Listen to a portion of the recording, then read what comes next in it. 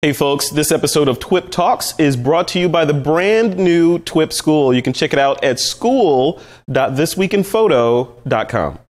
Microsoft has the Surface Pro and Apple has the iPad Pro. Which one is best for photographers?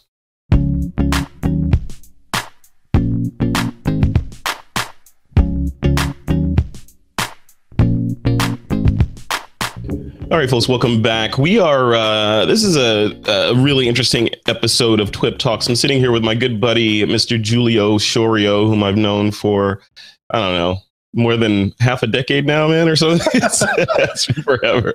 I think I knew you before your beard was gray, right? Maybe it's true. I think I had maybe just like a speckle, and now I'm kind of like a old man G. Yeah, you're like the old Ewok now. I'm ready for my electric cart, and I'm going to put like a super clamp on there so I can mount my camera. There you go. You know this is going to be a controversial conversation, right? Because we're going to be talking about something that tends to polarize listeners, and that's gear. But not photography gear. This time we're going to be talking about computer gear, specifically these things, the iPad Pro versus the Surface Pro 4 or the Surface Pro in general. When Apple announced the iPad Pro, obviously the parallels were drawn with the Surface, and everyone was saying Apple's copying Microsoft with the foldable keyboard and this sort of metaphor for a touchscreen device, but with a screen as large as and was with as high a resolution as a traditional computer.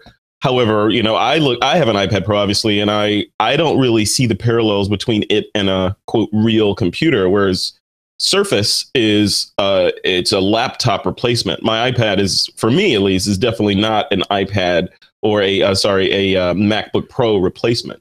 So you went the whole full circle. You orbited the sun, man. You went from iPad iOS to full on Microsoft Surface. And that was at the Adobe event last year because they gave them out or something. And you were like, oh, man, this is the best thing in the world. I can't believe it. I'm doing all my stuff on it. And now you're back to iPad. So tell me about this journey around the sun. Well, as you were doing the intro, I heard the can of worms starting to open. And now I'm like, boof. It's like the trumpets have sounded for the trolls. The trolls are coming, man. I hear people trying to strike up the flint to light their pitchforks or light the torches. Batten the hatches. Get him! Get him! Oh man. Well, the thing is, they're all really good. That's probably the hardest thing. Like, I think that if one of the Surface or the iPad Pro were not good, mm-hmm. that would be easy. Then you just be like, oh, it's just garbage, but it's not. The Surface Pro 3, if that's what I had, was really good. It just wasn't what I needed for my work. Mm-hmm. And the iPad Pro is more in line with that than the Surface Pro. But what does that mean? I mean, more in line. So, I mean, obviously it's going to be completely subjective. So, when you say your work is not my work. Your work is not, any of our listeners' work. So what define what your work was and what that nugget, the day-to-day nugget that you figured that the Surface Pro would solve for you, and now the iPad solves for you?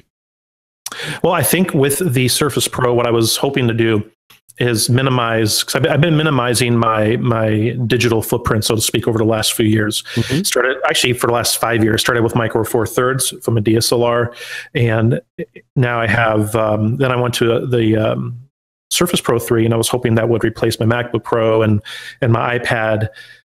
And then I was going to have an Android phone, so I was really hoping that I could have one device to rule them all. And what I found, it wasn't quite there. And I guess and I'll get to my process here, but the long story short was that the Surface Pro 3 didn't quite replace my laptop or my iPad. So then I was like, well, why am I keeping it? Mm-hmm. Yeah. And also, I only found myself after a while using the Surface Pro 3 when I was tired, or if I had some cold medicine. Honest to God, where I wasn't really like where my mind could be free to be thinking about the fantasy of what it could be. And then I was like, oh, this is great. So most of the work I do for still photography is JPEG based. So I shoot in RAW, but I'm creating content for screens, and screen is a JPEG. So, and I use Lumix. And so within the Lumix cameras, I can really fine tune the look of the image in camera. And if I get that pretty much right in camera, I'm good to go. Now I shoot JPEG and RAW, and most of the work that I do is based off the JPEG, so I get really close. Occasionally I need RAW. Yeah. So because I'm not using a lot of RAW, that's the main hurdle with iOS that the Surface Pro 3 gave me. And at the time when I got the Surface Pro 3, I was thinking that maybe I could do everything within Creative Cloud. Mm-hmm. And of course, Creative Cloud can do everything and then some. But what was missing for me were the iOS apps that I didn't realize how much I relied on them until I didn't have them. Yeah. And then I got to start making excuses, right? Well, I could kind of get there with this, and that, but yeah. Especially if you're already ingrained in the iOS world and you've become used to how all the apps work and how and if they work together, and I use this for that, and now you're like moving to a completely new neighborhood and you don't know anybody, right? Yeah, exactly. And the thing is with the Surface, with Windows 10, I thought Windows 10 was a really good initial release. I liked it a lot. I was an insider and I liked it, but the touch wasn't quite there. Nothing was really quite where I thought it should be. And the majority of my time is not spent making photographs. That's not professional photography business. Yeah. That's like a fraction of it. So I'm doing like emails. I write a lot. I do video stuff. But a lot of it is I just realized I ended up doing on iOS apps. Mm-hmm. So it made sense to just start using an iOS device, in which for like 5 or 6 months really was my iPad Air. Yeah. And I did workshops on iPad Air. I made 4K video on iPad Air, not the 2, but the 1. And I did all this cool stuff with the iPad Air. And then at one point, I'm like, okay, why am I still trying to fight with the Surface? It's as good of a device that it is. And that was the hard part, to get rid of it, because it is a really good device. It wasn't satisfactory to my needs. Like I don't do a lot of like heavy work with where I need even OS 10 anymore. Mm-hmm. I just don't like. So what about this? So, and I hear that. So the couple things I flagged in my head when you were talking about. So you have a JPEG based workflow. You try to get most of the work done in the camera and not a whole lot of post processing. If you do, you're tweaking the high res JPEG, which is great, right? Which means you can do it on these portable devices. For a RAW based workflow, or people that live and die by RAW and they're using Lightroom and all that, obviously you're going to need something that can do that. The iPad currently in its current state can't process RAWs like a traditional real computer, right? Correct.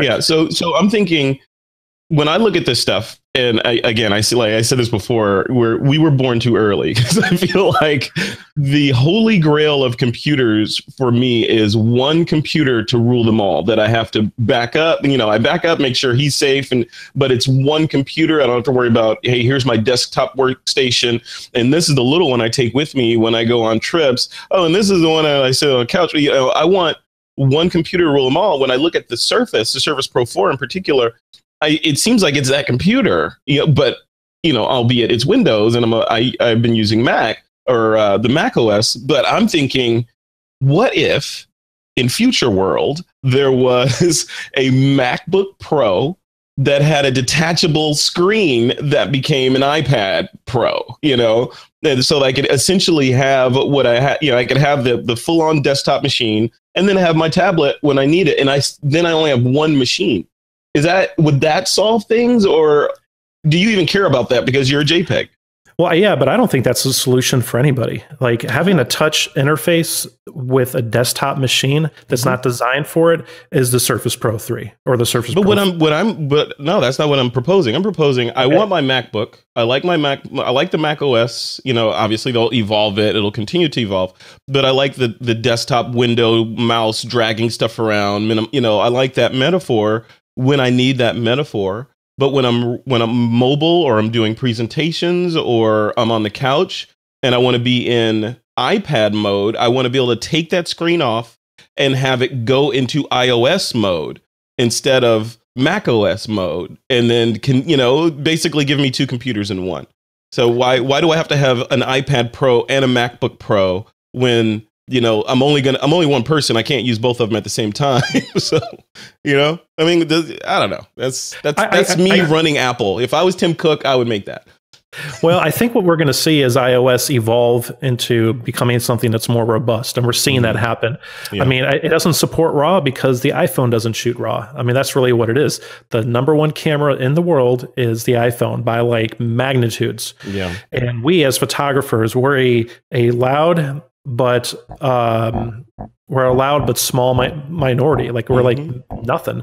So they're really smart by pushing more of the iPad, because if you were creating with just an iPhone and just an iPad, and there are hordes of young people that do this that have no idea about traditional photography. Those are, but if that was everyone's workflow, then we wouldn't even be having these podcasts. You know what I mean? Now, that's not the right answer. I get it. And no, there is no right answer though, but it feels like really isn't. It feels like, and I know the audience is like, yeah, there is no right answer to this because everyone has different needs. Everyone has different perceptions about what the holy grail of a computing system is. But I wonder where I'm hypothesizing. I'm wondering where all this stuff is going. Is it like you say, is it a maturing of iOS, and iOS then becomes the one OS to rule them all, and iOS gets desktop type flavor in certain implementations, and then touchscreen type flavor in other implementations? Or is it a constant maturity of both operating systems, Mac OS and iOS, side by side? Yeah. Well, I could see that as time goes on, you're going to have more specialized users going to still need a traditional computer. For instance, people that make iOS apps, they need a Mac to do it. But for the majority of us, I think as iOS evolves, that will be the one computer that we use all the time. I mean, I think if everybody pauses for a moment and you ask yourself, what computer do you take with you everywhere? It's going to be either your iOS device, your iPhone, or your Android phone. I mean, you're not, you can't hail a cab with your laptop. You can't necessarily post to Instagram or do all these things that we're doing on a regular basis with our iPhone. It's truly it's truly a personal computer. And I really think as time goes on, we're going to need less and less stuff. Right now, there's only a few things that I do need my MacBook Pro for, but it may be the last laptop that I purchase. Wow. See, that's a strong statement, because I don't know that I'm quite there yet. I mean, because I don't know. I know that there's a lot of stuff, and most things I could probably get done on my iPad. Aside from video, I mean, even some video editing. But I need the larger screen. Like right now, I'm on a Retina MacBook Pro, or a Retina iMac, the 5K iMac, and I need the screen real estate. It's the way that I've grown my workflow into how I lay out Premiere when I'm editing videos, or Lightroom and all that stuff. I need the screen real estate, and it allows me to do things that I don't think I could do on a smaller screen. So I don't know. For me, it doesn't feel like I'm at a place with my workflow where I can have one machine. And if I did try to do that, it feels like I'd be force fitting it and making compromises. Kind of like you, when you went from iOS to Windows, or to the Surface, you were like, okay, well, I can kind of do this if I put some bubble gum and shoestring and, some tinfoil on there. I can get there. Why not just use purpose-built devices and go from there? I agree. I mean, if a photographer really has to have raw workflow, and you got to have external drives and all that, then obviously the iOS device isn't for you. And quite frankly, I hope that Apple doesn't take it in the direction of the Surface Pro 4. It's totally a different direction than iOS. Because I have a device, I have my MacBook Pro that connects to my hard drives and stuff and does RAW and whatever. But when I'm on a go, I don't want to really mess with that stuff anymore. When I'm doing a commercial shoot, if I have to have a bunch of hard drives and whatnot, I hire somebody to do that. I don't necessarily do that at home. Yeah. Okay. Here's another devil's advocate twist in this. Do we even need a tablet? Right. So, okay. So, and bear with me here. So, and when I say we, I mean me. So, so when I go out, like I just went on a trip to Canada, and you do the night before ritual of getting all your stuff ready and making sure your batteries are charged and all that. So I'm sitting there, I'm like, okay, what devices do I need to take with me? Okay, well, I need to do this, I need to do that. I'm going to be checking email. I may, record some stuff, whatever. Of course, the MacBook Pro always wins. I have a MacBook Pro 13-inch. Always wins. If I don't take it, I'm going to wish I brought it. You don't want to be that guy, right? So then it becomes, okay, what tablet? Do I need a tablet? Am I going to be lounging around reading, or am I be doing any productivity type work there? And I have an iPad Pro, and I have an iPad Mini. The iPad Mini is in my drone case because that's the screen I use with the drone. So I'm thinking, why, if I'm going to be doing most of my work on the MacBook Pro, and I have an iPad for passive consumption already in the other bag, do I really need a third iOS device? Do I really need the iPad Pro? Less and less on the trips that I'm going on. I would say the last 3 flights that I've gotten on, I've gone through that sort of flow chart of decision making and netted out with just a MacBook Pro and the iPad Mini. So the iPad Pro has sat here on my desk gathering dust for the most part. I use it here, and every time I use it, it's like, wow, this is great. But then when I get ready to leave, it's like, yeah, I probably don't need to take that with me. I don't know. Wait, am I wrong?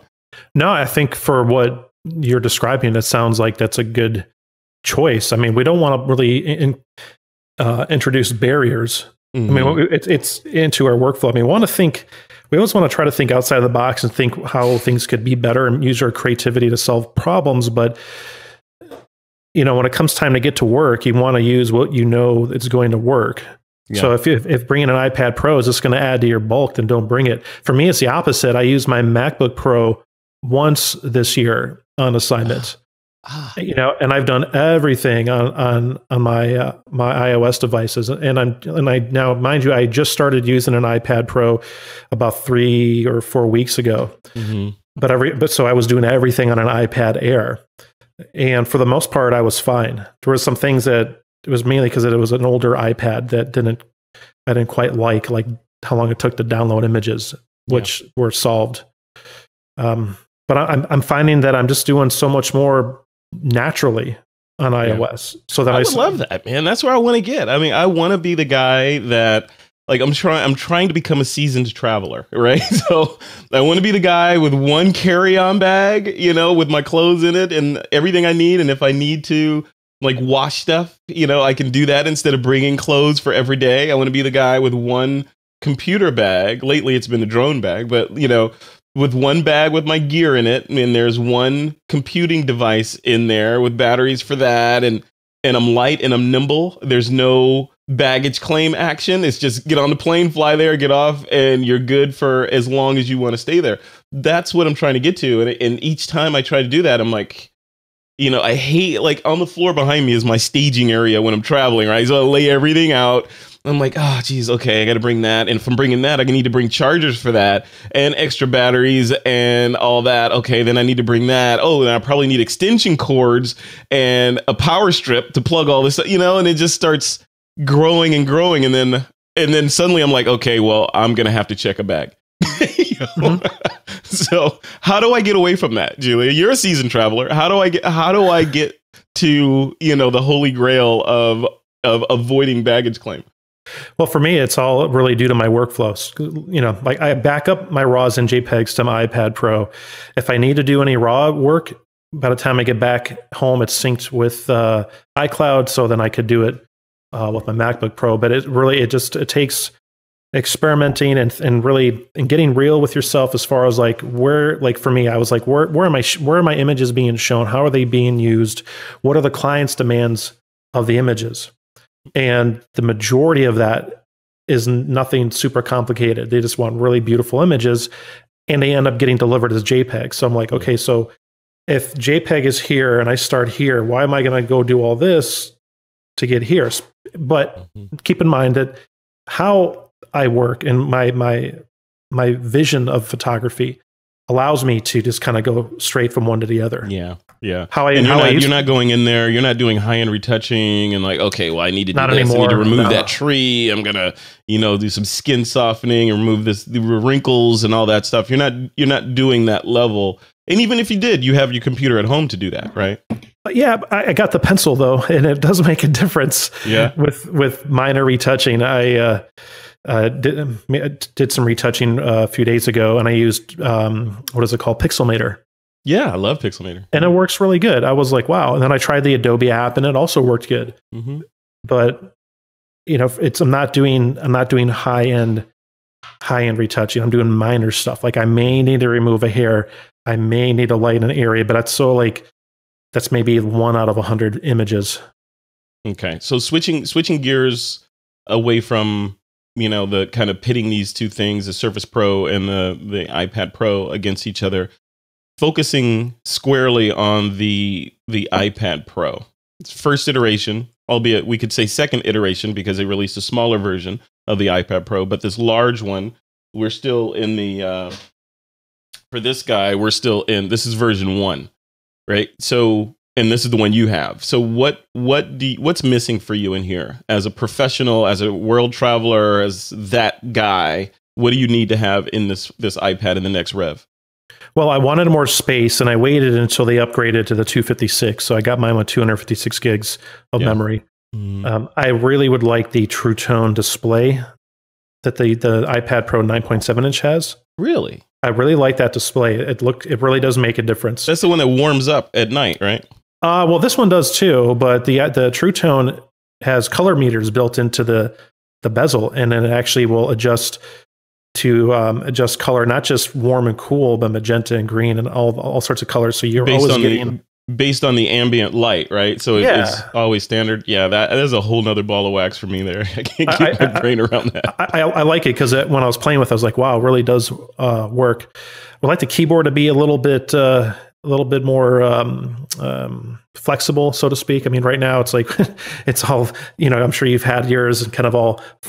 It's like origami. I'm trying to assemble this, and then it comes off, and it's an IQ test that I failed when I took it out of the box. Oh man, me too. I'm like, what am I doing here? Like, is this like for people that are under 20? Like, what is going on? Right. So I think it's a better keyboard. I would like 3D Touch. I think 3D Touch is a really cool technology. Yeah. Well, 3D Touch, I'm glad you brought that up because that's the one thing that I keep that is weird because it's not on the iPad Pro and it is on my phone. So you get used to using something and pressing. I don't use 3D Touch for like peeking and popping into photos and stuff. I normally just use it when I'm using the keyboard because you can press hard on the keyboard and get the cursor and place your insertion point and do that kind of thing. I use that a lot. And when I'm on the big iPad with a big keyboard, I can't use it. Technically, I understand that there's either it was a technical limitation and they couldn't do it on such a large screen, or it's more of those marketing shenanigans where they're going to leave this awesome feature out of this version and add it into the next one to make you want the next one more. So we'll see, right? Mm-hmm. It's definitely a little bit of both. They even Phil Schiller admitted they make the iPad so good that you may not want to use your iPhone, and they make the MacBook so good that you may not want to use. They do that on purpose. Yeah. I want them to keep doing that because that's how they stay in business. Not that, even if Apple stopped making business and started hemorrhaging $1 million a day right now, they would still be around for the next 20 years. Right. That's like when we lose like some quarters in our couch or something. Exactly. That's like, oh, there's $100 million. How did that happen? Exactly. I think what's happening though is as I see what Microsoft is doing and Apple as the same thing, but from two different ends of the spectrum. Like I think what Satya Nadella talks about as mobile first, cloud first is a brilliant initiative. And I'm a real fan of what he and the Surface Pro team are up with. I met and hung out with the Surface Pro team. They're really cool, very forward-thinking people. And they're taking basically a desktop and they're making it more into a mobile-friendly system, right? Because they want to have Windows Phone Universal. I think that's what it's called. So the same apps are on both. Yeah. Awesome. Apple's doing the same thing, but from the mobile version. So they already have iOS. It's established. It's got a ton of apps, and they're solely building that into a desktop I don't want to say replacement, but something that we use in lieu of a desktop. Yeah. Yeah. And I like, that's great that they're both doing that. And, I would encourage listeners to, if you are in an area that has a Microsoft store, in my area in San Jose, there's a mall called the Valley Fair Mall, and there's an Apple store, and right across the hall is the Microsoft store. So I went in preparation for this talk, I went into the Microsoft store to kind of get their spiel on the Surface, and I'm asking them questions. The Apple store is right there. Why would I want to buy your thing over the iPad Pro? And they're, basically it was all, this is a real computer. There are no limitations, USB 3, external storage, all that stuff, right? Which are all valid arguments. But, and the thing that I posed to them was, okay, but I've been using iOS for the last, better part of a decade or so. And I've got a sizable investment in apps. What can you do for me if I move over here?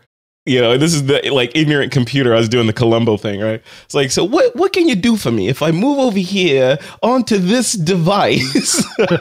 How do I get my apps from the Apple world onto my Microsoft device? And he's like, no, that's not going to happen.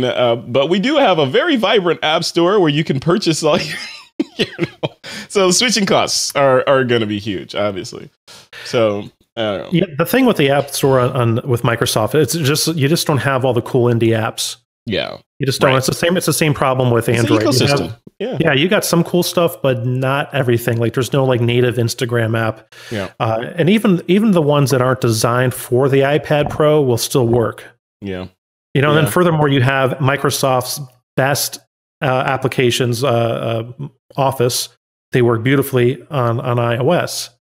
So my advice is that if you have a Windows desktop or a Windows laptop and you want a tablet, you should totally get the Surface. It makes sense. Yeah. If you have a Mac and you want a tablet, then get an iPad or iPad Pro. That totally makes sense.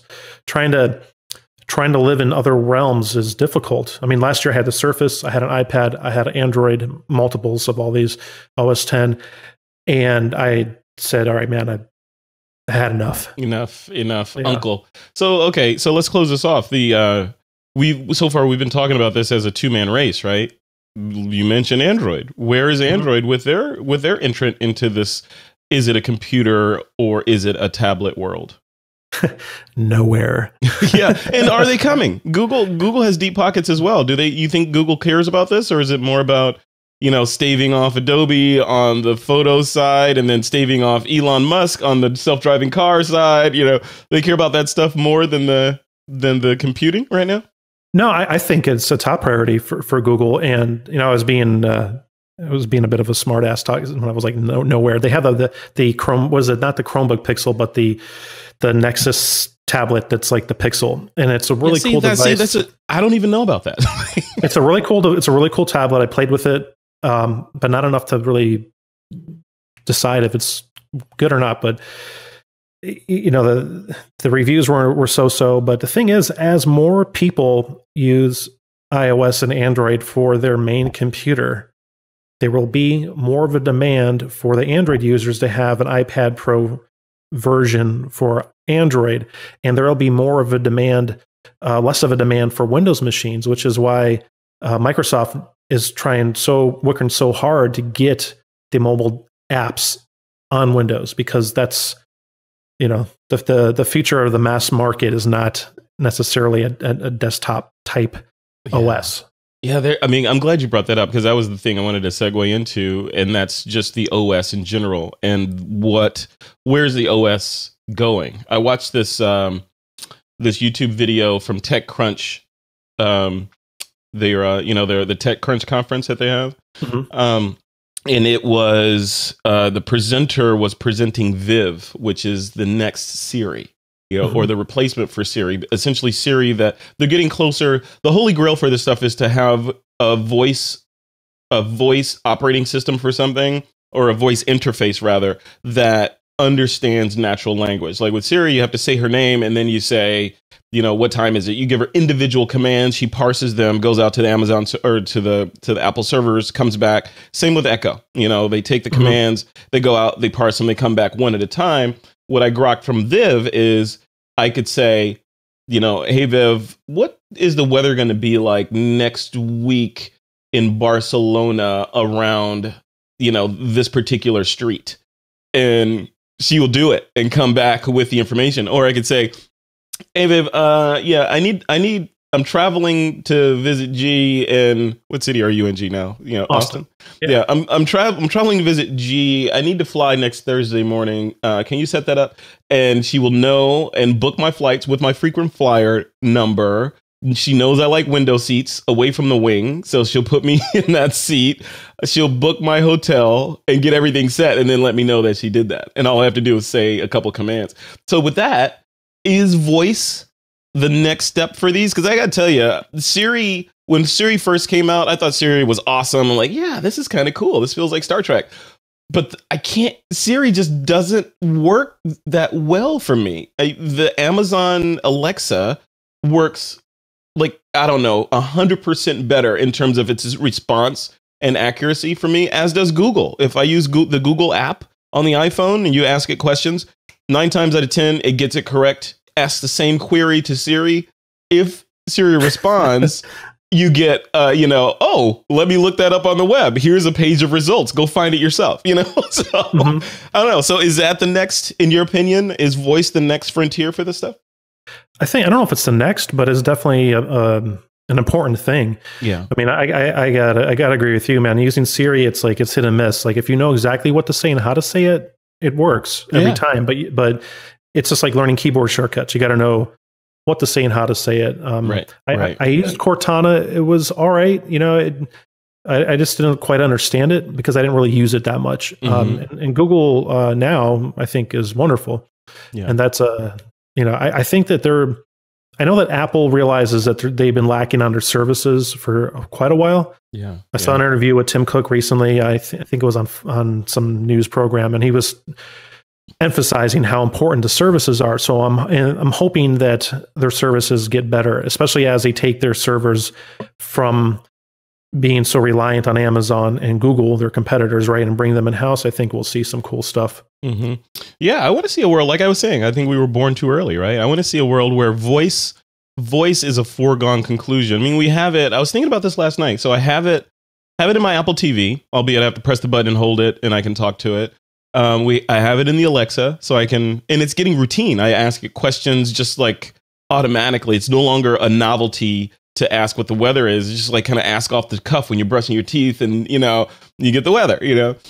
So those kind of things. It's in my car. I can ask for directions or set the navigation destination and all that with voice in the car. Mm-hmm. It's in my phone, obviously, and I feel like there's these disjointed systems right now where we've got. For me, at least, I've got, the Alexa, I've got the Apple TV, and I've got, the car, all this stuff. I want one Jarvis, I want one. I don't know if that Jarvis is Viv or what, but I want one Jarvis that's mine, that stays with me all the time, that interacts. And I ask that Jarvis what I want, and I tell it what to do. It's in my computer, and it knows that I was just in the car, and I want that level of intelligence, not these disjointed systems that are competing with each other. I think that's where competition breaks down, because now I'm hurt because I got, like you said, I got to form my query correctly for Siri.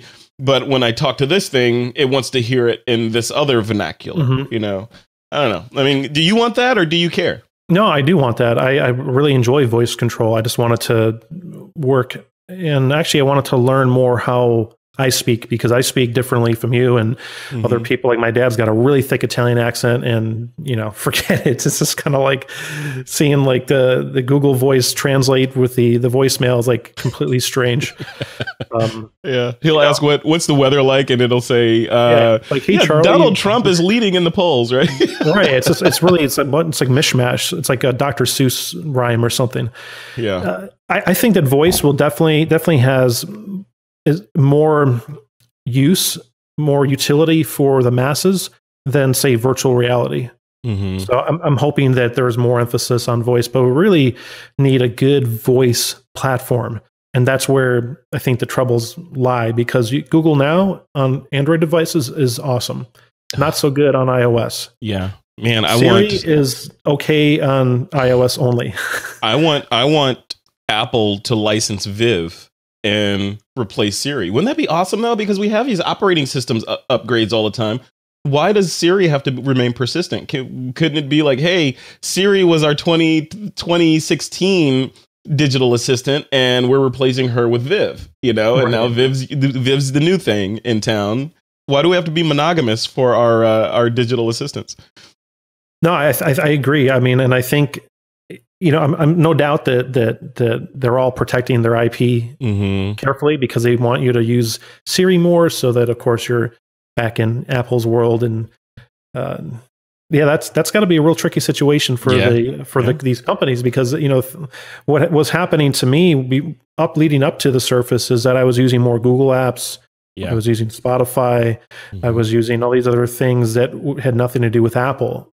And you're like, why not? Why don't I just move over there? Right. Little by little, I was leaving the walled garden and not even realizing it. And that's why I was like, maybe the Surface Pro is for me.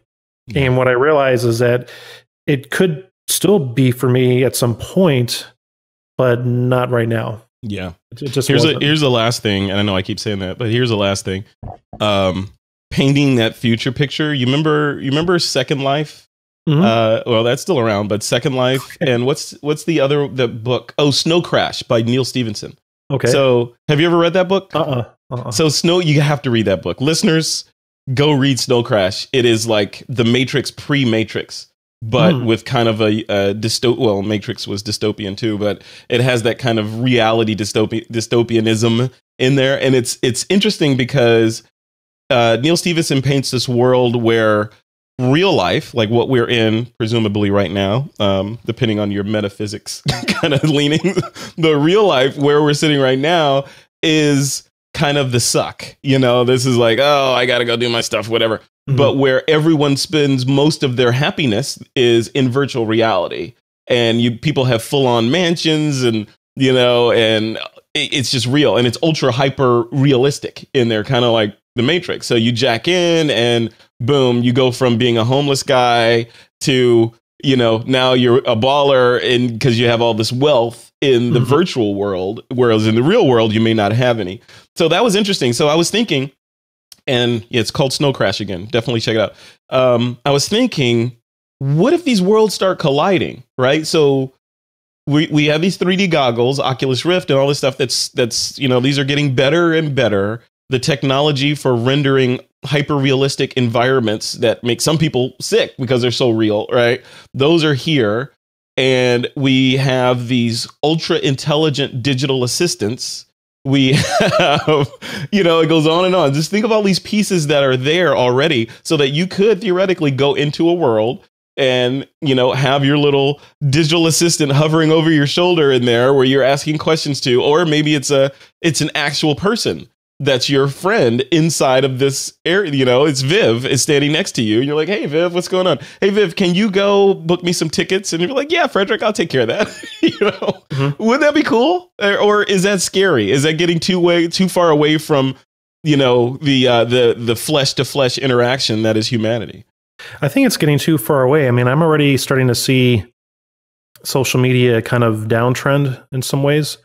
A lot of people I know are not on Facebook. I've taken May off of Facebook for my personal page, and I don't know if I'm going to go back. I'm doing so much more, and quite frankly, if people on Facebook want to reach me, they know how to find me. Yeah. You know, I think what's happening is that these companies are trying to occupy as much of our mind space as possible because, like Descartes and Rachel said in Exchange in Blade Runner, that, you know, I am the business. Yeah, and you are. And in social media, we are all a profit center. We are the business. You are. It's like that scene in The Matrix when Neo wakes up for the first time in the real world, and you see that the giant array of bodies that are being used to power this massive system. That's Facebook, and you're in one of those containers powering it with your likes and comments and trolling and all that. That's you generating energy for this monster. Totally. I mean, Facebook is a multi-billion-dollar organization, and yet they have no tangible product. you know, and it's because we are all generating them money, and they're doing the same thing to Instagram and so forth and so on. I think what we're seeing on the other end is people that are, and we've been seeing this for a while, people like photographers creating with the idea, the intent to make it look more like film, to make it look more organic, to make it look more real. We're seeing Apple came out with this, they called it a pencil, not a stylus, not a pen, because Microsoft uses a pen, but a pencil. It's all these products and services are coming out to help us replicate and become more in touch with the real world, privacy.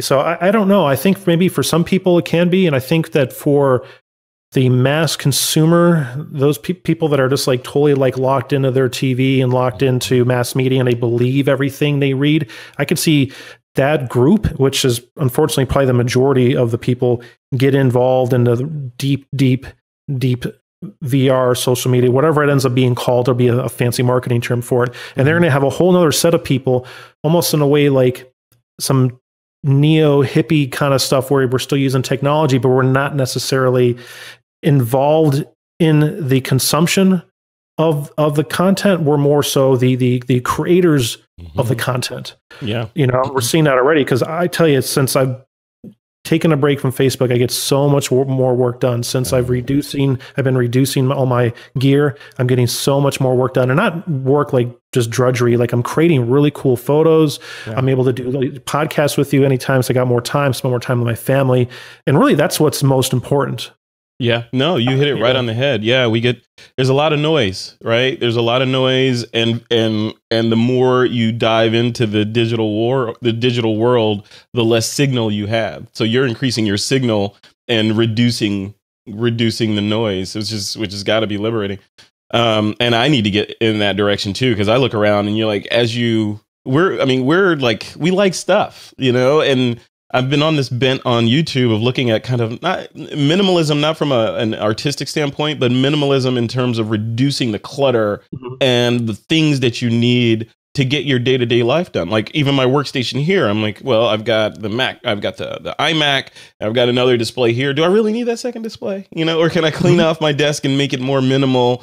And would I be more productive even though I didn't have that display there, which I don't really use that much? You know, should I just have the one and have kind of a clean Zen workspace? Would that make me more productive versus having extra screen real estate?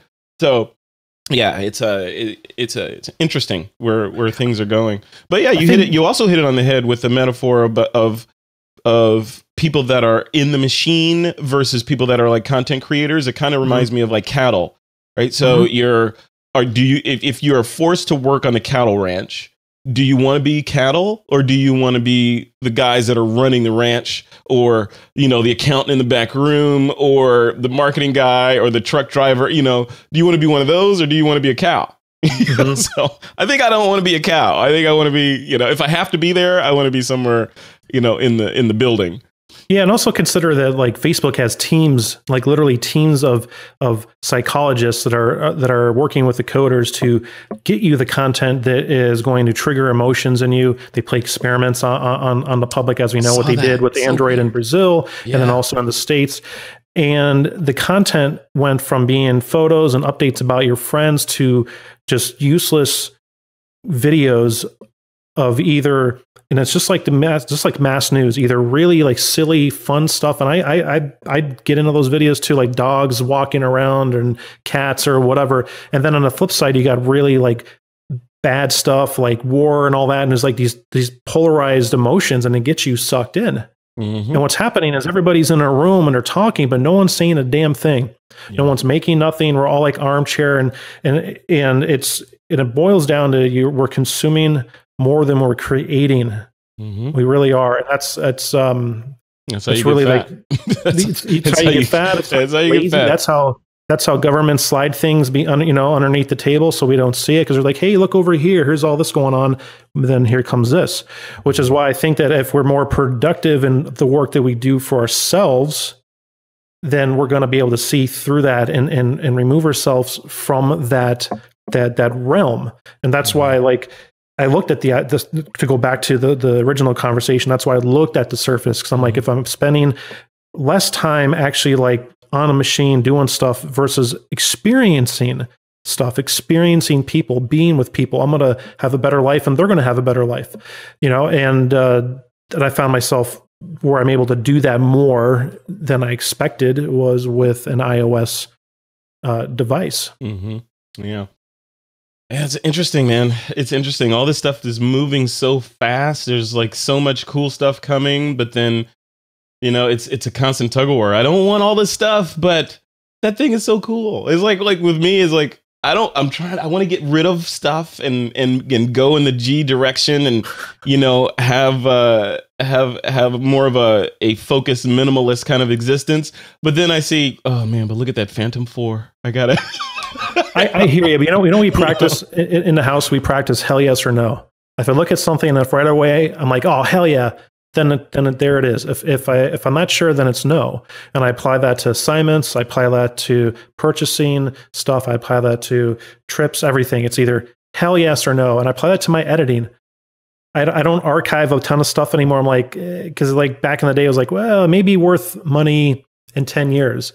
And I'm like, no, it's not. Delete. I don't want to see that again. Right. Yeah. I only keep the good stuff. Yeah, that's a good point. I practice that with my wardrobe, right? Every year or maybe less, I go through my wardrobe of things that I wear, t-shirts, whatever. And if I haven't worn it in the past year, I donate it. It goes to the Goodwill. And that happens every year. And I just like, it's like combing your hair, getting out the old hair. It's like all this stuff, it's just taking up space. I can't deal with it. I'm going to give it to somebody that can actually use it.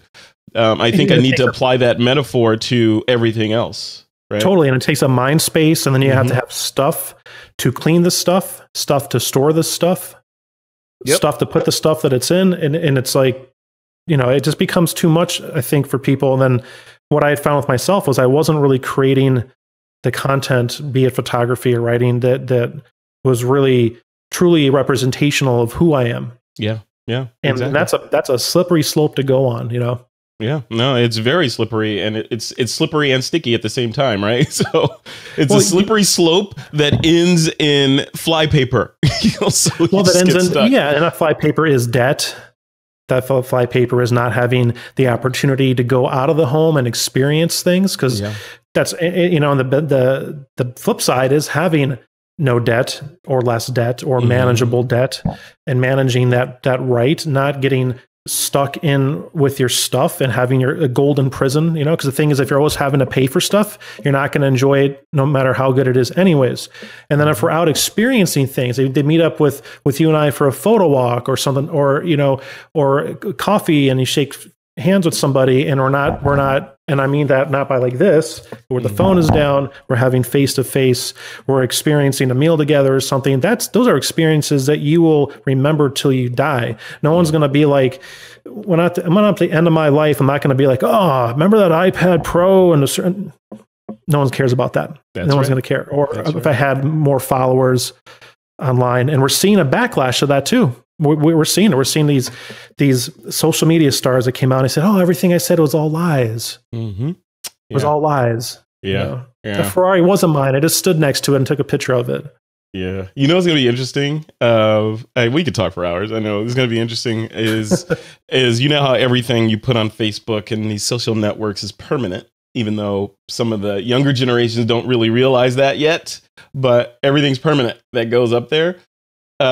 When this generation gets to the level where people are going to start running for office, and our president in 2025 or whatever, is people are running, or 2045 or whenever, and the opposition goes back to Facebook and finds, hey, look at you were doing this, and you had an opinion on this matter, and all this stuff. People just vomit their opinions online with impunity, thinking that it's not going to come back to bite them when they go for a job, or they go run for office, or try to get a security clearance, or whatever. It's all there. It's all there. All your drunken stupors that you thought you should paste a photo of online to tell your friends, your rants, I hate this, your political leanings, your sexual orientation bashing, all that stuff is online for everyone to see in your future, right? So yeah, it does. It's true. I mean, there's some of my party pictures I'm sure are out there from years ago. that I photographed with a BlackBerry or something. Yep. Yeah, I know. We're all there. All right, man. G, thanks, man. I appreciate you taking the time. This went longer than I thought, but this was a great conversation. This is really good, really inspiring, insightful, and somewhat depressing on a couple of levels. Cool. All right, G. If people want to connect with you, what's a good website you want to point them to? Easiest place to go to is creatorspath.org. Creatorspath.org. Cool. What's that about? That is my podcast and conversation on creativity. Nice. Yes. Look at you. You should come on sometime. It'd be great to talk about focus on creativity and just, I'm in, man. Invite me on. I can talk ad nauseum about this stuff. So I do the entire podcast on my iPhone and iPad. You do not do the whole thing on the iPhone. Really? Yeah. From recording to delivery, it's all through iOS. And you upload everything. All right. Yeah. Well, you're gonna have to come on again. We're gonna talk about that workflow. So it's a neat workflow. Cool, man. All right. Giulio Sciorio, creatorspath.org. Thanks a lot, man. Thank you.